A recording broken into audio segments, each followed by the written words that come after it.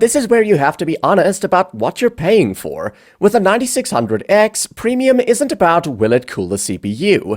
Premium is about refinement, the smoothest noise profile, the best build quality, and the least annoying behavior across different workloads.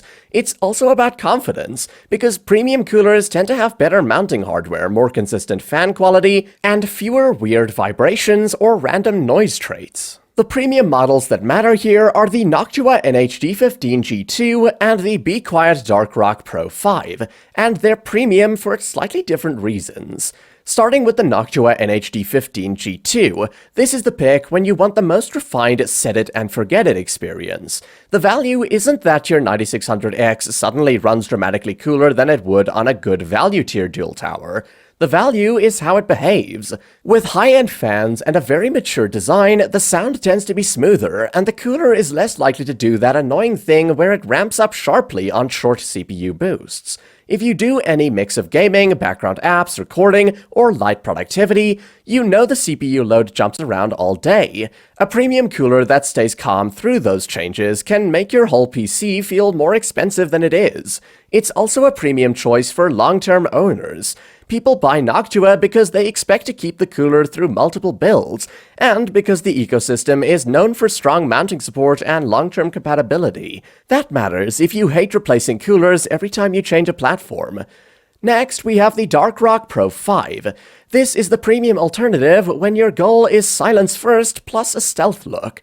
If you like an all-black build and you want a cooler that's tuned for quiet operation, Dark Rock Pro 5 is the direction that makes sense. For a 9600X, it has more than enough cooling capacity, so your decision is mostly about the kind of premium experience you want, Noctua's refined engineering vibe and long-term support culture, or Be Quiet's stealthy, quiet-first approach.